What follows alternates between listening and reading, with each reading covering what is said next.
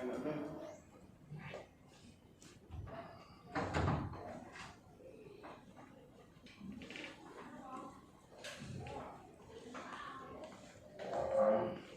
siang anak-anak. Siang.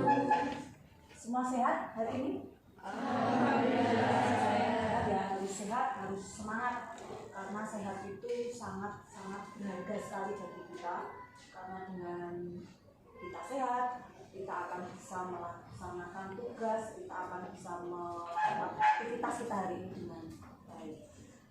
Baik, hari ini anak-anak kita akan belajar tentang wawasan kebinekaan, di mana topik yang akan kita ambil adalah tentang sekolahku damai.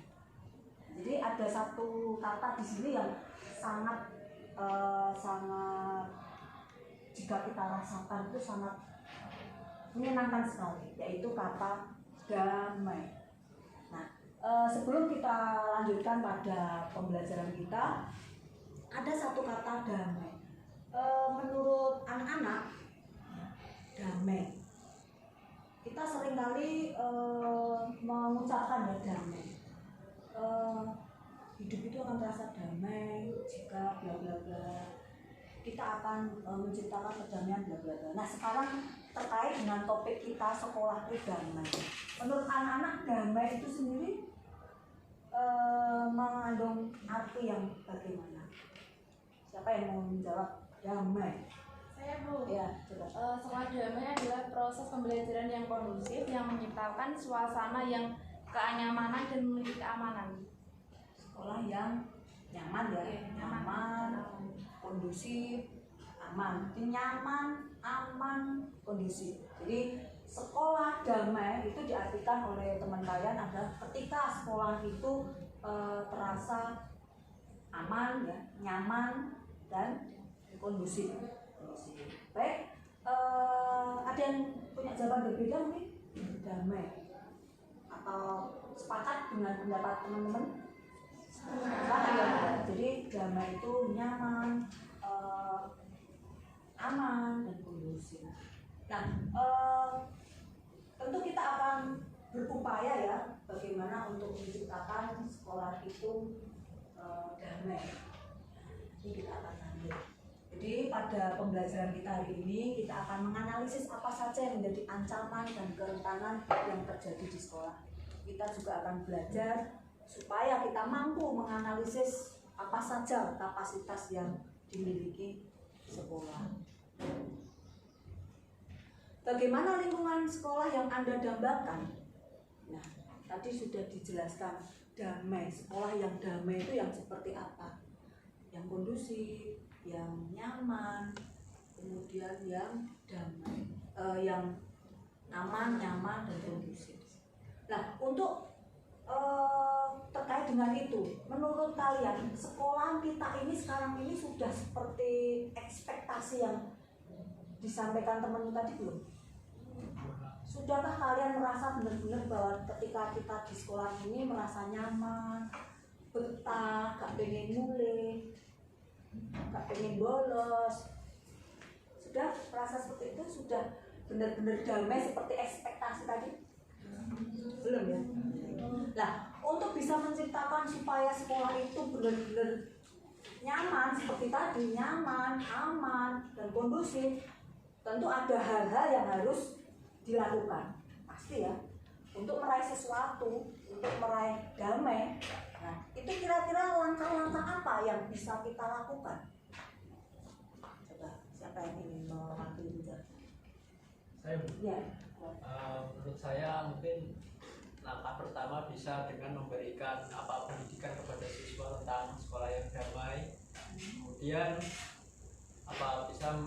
guru bisa menegakkan kedisiplinan dan ditegaskan sanksi sehingga para murid bisa merasa nyaman dan aman. Oke. Ada yang mau menambahi mungkin? Jadi langkah yang dilakukan adalah dengan apa tadi? Memberikan pendidikan. Jadi dari pihak sekolah memberikan wawasan, memberikan pemahaman bahwa damai itu seperti apa, upaya-upaya yang harus dilakukan bagaimana gitu. Kemudian dilengkapi dengan kebijakan-kebijakan peraturan sekolah kita dengan tata tertib yang sedemikian itu harus benar-benar ditegakkan. Artinya ketika ada pelanggaran ya harus diberikan sanksi. Itu bentuk upaya ya. Upaya nek salah yo diberikan sanksi supaya apa ya, supaya tidak melakukan kesalahan itu lagi. Sehingga ketika upaya-upaya itu ada kesalahan, kemudian ada sanksi, sehingga pelanggar-pelanggar kesalahan itu tidak akan mengulangi lagi. Nah, lambat laun sekolah itu keadaannya tentu akan nyaman, akan kondusif, karena tidak ada lagi yang menyalahi peraturan. Kemudian untuk bisa melakukan upaya-upaya tadi, mentaati tata tertib itu tidak mudah ya. Tata tertib sekolah kita ada berapa? Banyak. Nah, untuk bisa melakukan semua itu, upaya-upaya itu tentu tidak mudah. Karena apa? Ada tantangannya pasti. Nah, kira-kira menurut kalian apa saja yang menjadi tantangan supaya upaya-upaya itu bisa terlaksana? Tantangannya apa? Siapa yang mau menjawab? Saya Bu. Ya. Menurut saya dari yang dilihat sekitar tantangan yang kita alami saat ini tuh, yang pertama kurangnya toleransi, yang kedua kurangnya budaya 5S dan motivasi diri untuk bersikap damai. Oke, banyak ya. Itu nanti kalau dijabarkan satu persatu banyak. Satu yang akan diambil karena tidak adanya toleransi. Jadi tantangannya di sini adalah tidak adanya toleransi. Toleransi itu apa? Saling menghargai. Artinya kita di sini itu beraneka ragam. Dari segi agama, sekolah ini terdiri dari 1.500 siswa kurang lebih, itu tidak semuanya Muslim. Ada dari agama lain, yang non Muslim, ada Kristen, ada Katolik, ada Hindu. Nah, perbedaan ada, sehingga mungkin hambatan-hambatan yang dilakukan adalah ketika tidak ada toleransi, adanya saling menghargai, itu akan menjadi tantangan ya, untuk bisa mewujudkan sekolah damai. Baik, kita lanjut. Untuk menjaga sekolah tetap damai, konsep untuk menjaga kedamaian sekolah, kita harus meningkatkan kapasitas. Atau di situ dituliskan K, dan mengurangi kerentanan R. Jadi ini seperti rumus, bukan rumus fisika tapi A kali R dibagi K sama dengan risiko. Maksudnya apa? A di sini ancaman. Ancaman itu apa? Ancaman itu suatu keadaan di mana disebabkan oleh faktor di luar sekolah. Sehingga apa? Karena itu oleh pihak-pihak di luar sekolah, sehingga tidak bisa dikendalikan. Sulit untuk dikendalikan karena mencakup banyak pihak. Kemudian R di sini kerentanan. Kerentanan ini suatu kondisi di dalam sekolah kita, termasuk sumber daya manusia, ada guru, ada siswa, ada pekerja-pekerja yang lain. Kondisi di dalam sekolahan, sehingga karena di dalam sekolah mencakup semua lini di dalam sekolah, itu bisa dikendalikan. Kerentanan yang lain adalah kurangnya wawasan, kesadaran, dan keterampilan. Maksudnya begini, ketika sumber daya manusia itu siswa, guru itu tidak memiliki kesadaran, kurang memiliki wawasan itu kurang memahami pentingnya damai. Damai itu penting sekali. Nah, ketika kita semua itu tidak memiliki banyak wawasan tentang damai, ya, itu tentu akan menimbulkan banyak hal, ya. Itu namanya kerentanan. Titik-titik lemah yang perlu perbaikan. Titik-titik lemah. Ini contoh dalam kegiatan belajar mengajar. Mungkin titik-titik lemah sekolahan terjadi kericuan sehingga tidak damai. Nah, ricu itu faktor pertamanya apa? Ada titik-titik lemah. Hal yang kelihatannya lemah, hal yang kelihatannya sepele jadi berlari. Misalnya jam pelajaran ada kosong, anak-anak sudah diberitahu sebenarnya. Ketika ada jam kosong, salah satu perwakilan atau ketua kelas mencari guru. Tetapi ketika tidak ada kesadaran tentang hal itu, wah semua mau ngapain ini? Pokoknya kita setia menunggu guru. Tetap di dalam kelas tanpa memanggil guru atau mencari atau meminta tugas ke guru piken, itu sebenarnya anak-anak sudah tahu ya, tetapi tidak melakukan. Nah, itu titik lemah. Akhirnya apa? Bisa memicu konflik. Adalah kosong, gak ada gurunya, orang boleh gurunya, gak ada tugas, terjadilah percakapan yang bebas sebenarnya, merdeka. Nah, dari percakapan yang ngomong kosong nanti mungkin ada yang tersinggung atau apa lah, pasti bersaing-saingan nada kan. Nadanya terus dulu kamu hijau. Nah, itu salah satu titik kelemahan yang memang perlu perbaikan. Nah, kapasitas di sini kesadaran, kebijakan, dan praktek baik. Jadi tadi kaitannya dengan pemahaman, wawasan. Ketika kita semua sumber daya manusia, baik guru, kepala sekolah, anak-anak semuanya sudah memiliki kesadaran bahwa ada kebijakan, tata tertib yang memang harus dilaksanakan dengan baik, ya tinggal melakukan praktek dalam kehidupan sehari-hari. Sekolah memiliki kebijakan, memiliki tata tertib, dan kita memiliki kesadaran bahwa itu tata tertib memang bertujuan baik supaya menciptakan situasi yang kondusif tadi. Nah, tinggal bagaimana kita mempraktekkan, bisa enggak? Mempraktekkan. Nah, di sini ancaman dan kerentanan. Ketika ancaman dan kerentanan itu besar, ancaman besar, kerentanan besar, tetapi kapasitas yang dimiliki sekolah itu kecil, ya, tidak memiliki kesadaran, kebijakan-kebijakan yang ada harusnya dilaksanakan tapi dilanggar, dan parahnya lagi setiap pelanggaran dibiarkan begitu saja, tidak ada tindak lanjut, mesti prakteknya kan tidak baik. Nah, akhirnya apa? Resikonya ya seperti yang kita bisa bayangkan. Resikonya apa? Ketika ancaman besar, kerentanan semakin besar, kapasitasnya kecil, resikonya ya untuk bisa mencapai kedamaian itu tentu sangat-sangat mustahil, tidak akan bisa mencapai tujuan. Gitu ya. Sampai sini ada yang mau ditanyakan? Paham ya? Nah, kerentanan, terkait dengan kerentanan tadi ya,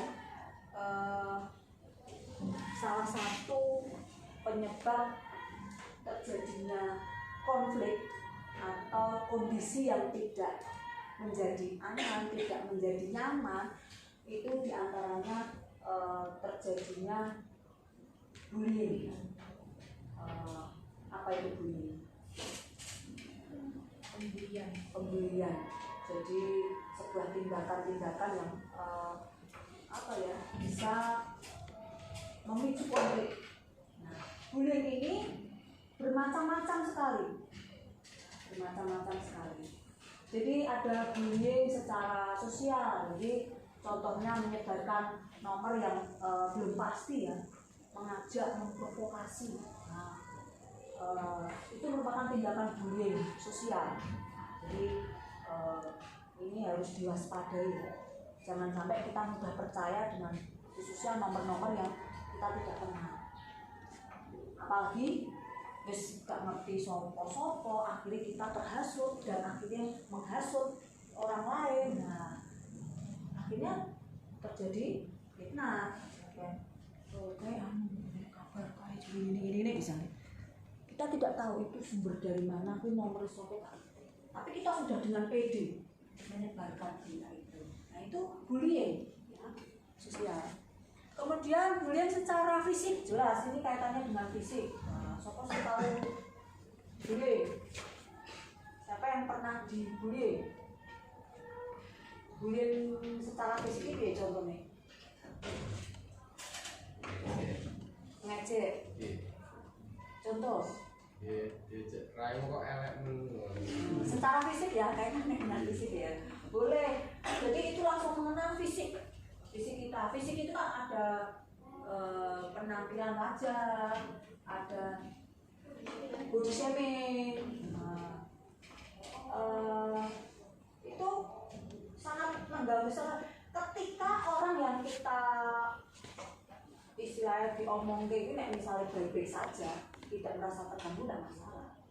Tetapi ketika orang itu merasa terganggu lah, itu namanya sudah jadi menarik fisik. Dan parahnya lagi tidak hanya kalau bullying tadi fisik itu dijotos, nek wong mlaku juga kuwi njungu, itu fisik ya, fisik.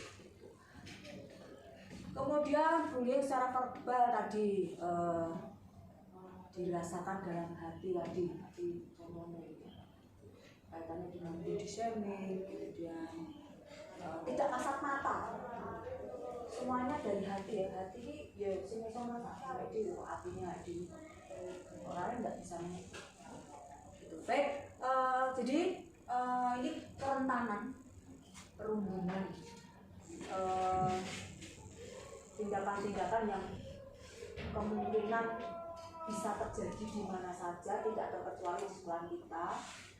Barangkali juga saat ini masih ada yang melakukan kejadian-kejadian seperti itu, dan kita harus memiliki kesadaran bahwa stop, kita harus mencapai keadaan sekolah yang damai. Salah satunya apa? Yaitu tadi menghindari tindakan-tindakan itu.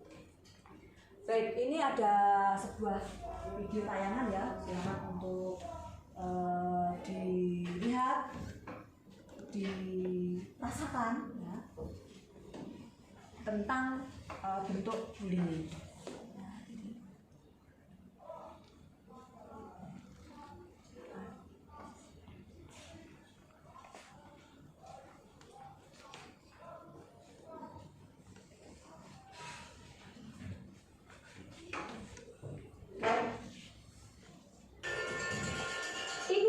Bilang kan sama kalian semua, kalau ibu sengaja mengambil jam pertama untuk mata pelajarannya ibu, untuk melatih kalian di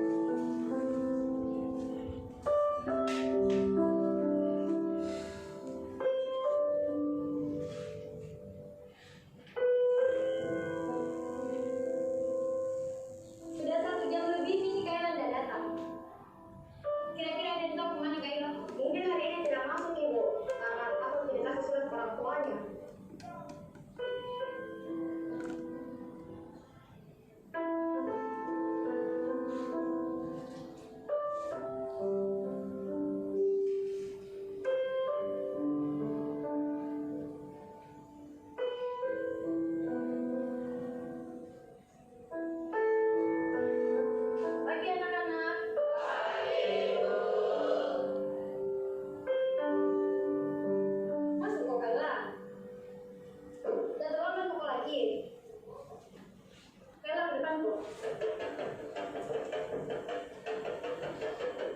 Kenapa, Bu? Berdiri, Bu. Hari ini saya dengar saudaraku dan langsung ke buku. Kok tidak masuk, kok, Mas? Sekarang jelaskan kok kepada kita semua di sini, kenapa kok selalu terlambat dari malam kemarin kok nggak masuk? Kayla, jelaskan kok. Bicara kok. Kayla. Maafkan teman-teman. Karena gara-gara saya, kalian semua nggak belajar. Hari pertama, saya terlambat karena mamaku demam berdarah.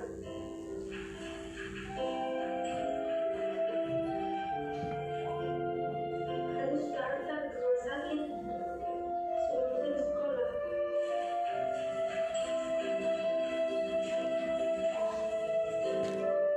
Hari kedua, saya terlambat ke sekolah karena harus ke rumah sakit.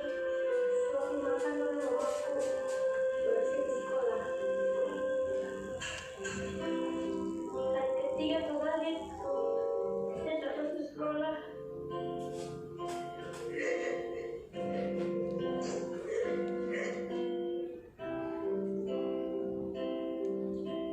Teringatku harimu bunda, menjagaku di kecil dulu. Saya pikir aku, apakah bergetar hatimu?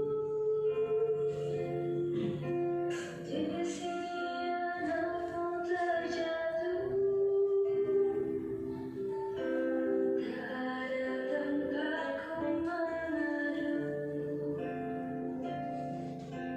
Tangisku dalam sendiriku.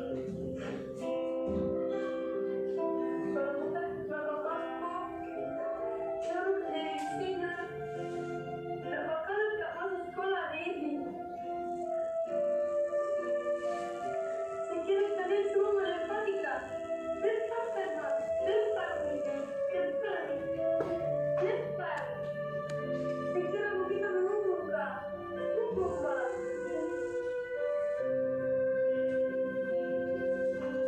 Apakah tergetar hatimu? Di sini anakku terjatuh, rinduku hadirmu, oh bunda.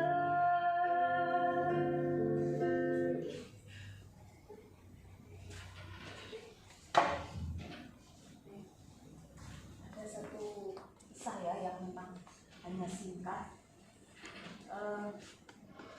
Bagaimana menurut kalian video itu tadi? Pernah nggak terjadi di sekitar kalian?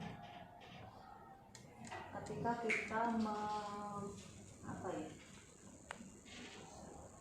menyimpulkan sesuatu yang kita belum tahu kebenarannya. Jadi kita seringkali menilai seseorang dari apa yang terlihat, dari apa yang kelihatan di kasat mata, ya dong. Dan pada akhirnya terkadang kita menyesal karena sudah menilai orang lain tidak baik, kita sudah menyimpulkan hal-hal yang negatif tentang orang lain yang ternyata semua itu tidak benar. Jadi ada pelajaran yang bisa kita ambil dari video tadi ya, bahwa jangan sekali kita mudah untuk menilai orang lain yang hanya sebatas apa yang kita lihat. Ada orang anak yang mungkin temperamental, sering marah-marah, dan saya yakin anak-anak tidak ada yang suka ketika melihat teman yang sok jagoan, artinya gampang naik nadanya.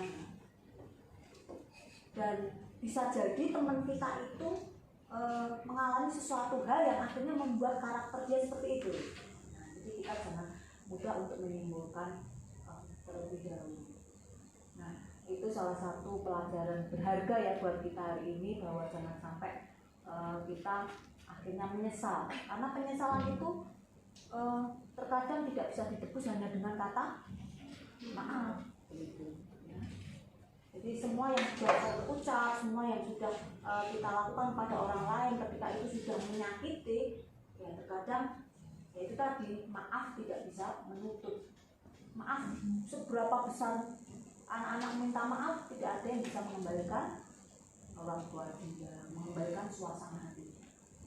Jadi anak-anak, akhir dari materi kita hari ini bahwa kerentanan itu terjadi karena adanya diskriminasi dan intoleransi.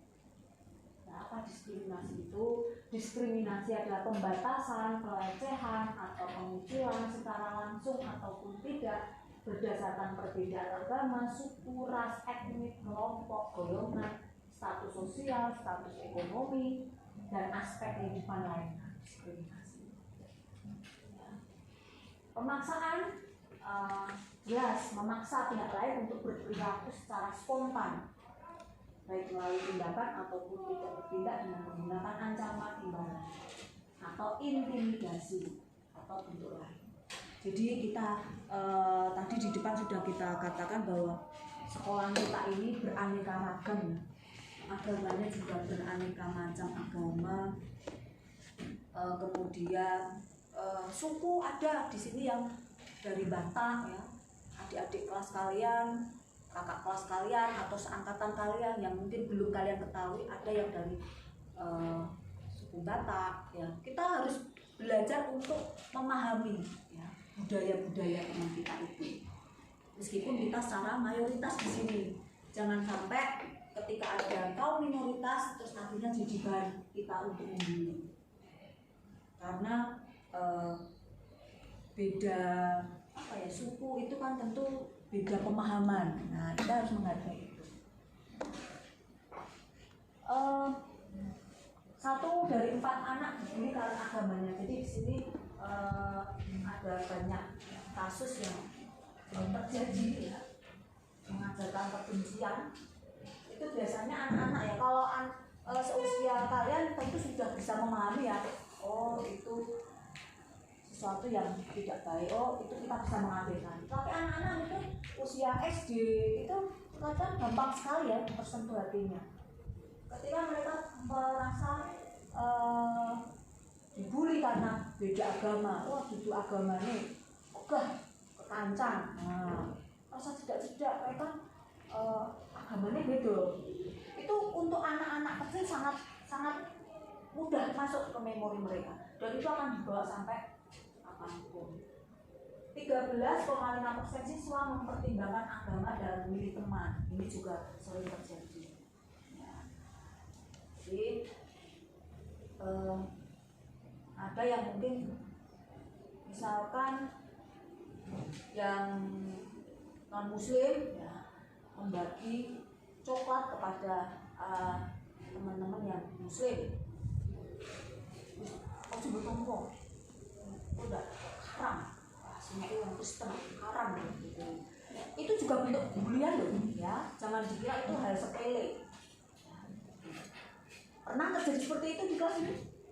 Nah, kebetulan tidak ada Bu, ini semuanya agama.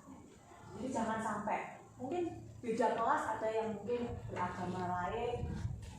Jadi memilih teman karena beda agama, jangan sampai.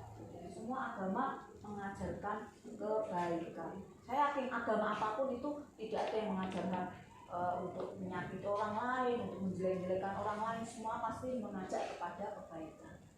Jadi jangan sampai memilih teman melihat agama. Kemudian kesimpulan dari pembelajaran kita hari ini, bagaimana kita bisa menciptakan sekolah damai, yaitu dimulai dari diri kita sendiri dulu. Kita sudah melihat referensi tadi, video tadi, kita sudah mendengarkan guru tadi memberikan wacana-wacana, pemahaman-pemahaman, dan itu harus kita masukkan dalam diri kita. Mulai sekarang kita harus belajar dari hati kita. bahwa bagaimana kita bisa menciptakan sekolah kita supaya benar-benar damai. Damai seperti yang tadi kalian katakan, yang nyaman, yang aman, dan kondusif, ya dimulai dari diri kita sendiri.